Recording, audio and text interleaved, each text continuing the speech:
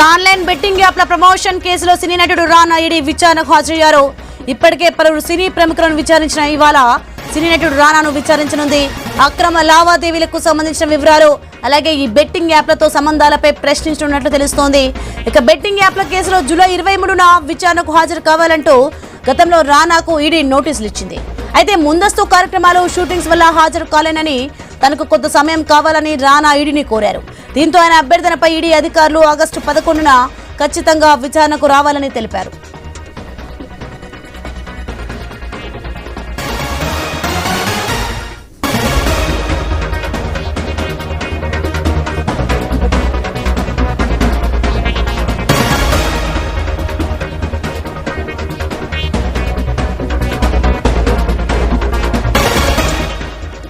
ఇక ఇప్పటికే హీరో విజయ్ దేవరకొండ నటుడు ప్రకాష్ రాజులు ఈడీ విచారణకు హాజరయ్యారు. వారి బ్యాంకు లావాదేవీలు బెట్టింగ్ యాప్ ప్రమోషన్ల కోసం వారు అందుకున్న పారితోషికాలపై అధికారులు వివరాలు సేకరించారు. బెట్టింగ్ యాప్స్ ప్రమోషన్లు నిర్వాహకులతో సంబంధాలపై ఈడీ ఆరా తీసింది. ఎల్లుండి నటి మంచు లక్ష్మి కూడా ఈడీ విచారణకు హాజరు కానున్నారు.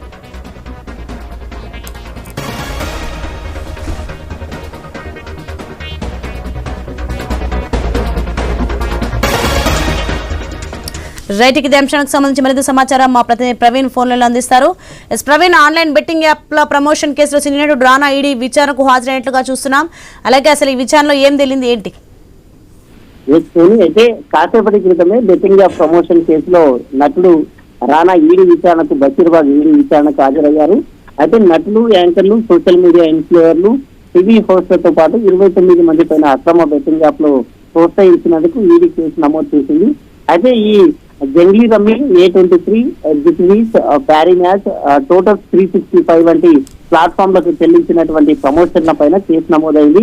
అదేవిధంగా 1867 పబ్లిక్ జీవనం చట్టం ప్రకారం పంజాగుట్ట, మియాపూర్, సైదాబాద్, అయితే సూర్యాపేటతో పాటు ఆంధ్రప్రదేశ్ లోని విశాఖపట్నంలో 5 వేర్వేరు ఎఫ్ఐఆర్లు కూడా నమోదయ్యాయి.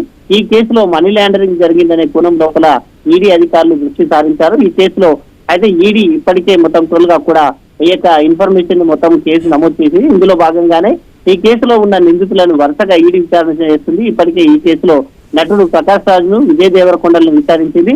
ఈ రోజు దగ్గుపాటి రానా విచారణకు హాజరు కావాలంటూ మరొకసారి పంపించిన నేపథ్యంలో గత నెలలో విచారణకు హాజరు కావాల్సిందిగా షూటింగ్ లో ఉన్న కారణంగా ఇక మళ్ళీ ఇంకొక డేట్ అడగడం జరిగింది. కాబట్టి ఈ రోజు విచారణకు హాజరయ్యారు. కాసేపటి క్రితమే ఈడీ ఆఫీస్ కు చేరుకున్నారు. తనతో పాటు లావాదేవీలకు సంబంధించినటువంటి గతంలో మొత్తం తోలుగా చూసుకుంటే 2019 నుంచి 2025 వరకు మొత్తం తోలుగా 5 సంవత్సరాలకు చెందినటువంటి లావాదేవీలు ఏవైతే బ్యాంకు లావాదేవీలు ఉన్నాయో వాటికి సంబంధించిన మొత్తం స్టేట్మెంట్ల ఆధారంగా మొత్తం అన్ని ఆ యొక్క బ్యాంకు ఖాతాలకు సంబంధించిన వివరాలతో పాటు ఈ రోజు దగ్గుపాటి రానా ఈడీ ముందుకు హాజరయ్యారు. వాటికి సంబంధించిన లావాదేవీలు అక్కడి నుంచి ఏదైతే ఈ యొక్క ఆ బెట్టింగ్ యాప్స్ ను ప్రమోట్ చేశారో ఆ ప్రమోట్ చేసిన మొత్తం లావాదేవీలను విదేశాల్లో ఉన్నటువంటి వ్యాపార సంస్థలకు తరలించారనే ఏదైతే ఉందో దానిపైన కూడా విచారణ జరుగుతుంది. కాబట్టి దీనికి సంబంధించిన అన్ని లావాదేవీలను దానికి సంబంధించినటువంటి ఈ యొక్క స్టేట్మెంట్లను కూడా ఈ రోజు ఈడీ ముందుకు తీసుకుని వచ్చారు. కాబట్టి ఇప్పుడే ఈడీ విచారణకు హాజరయ్యారు. ఆ 3 గంటల పాటు కొనసాగుతుంది. 3 గంటల వరకు సాయంత్రం ఈ యొక్క మధ్యాహ్నం 3 గంటల వరకు విచారణ కొనసాగుతుంది. విచారణ అనంతరం మీడియా ముందు కూడా మాట్లాడడానికి అయితే రానా విషయాలు అక్కడ ఉన్నటువంటి విషయాలను చెప్పడానికి మీడియా ముందుకు రాబోతున్నట్టు తెలుస్తుంది. Right, thank you Praveen.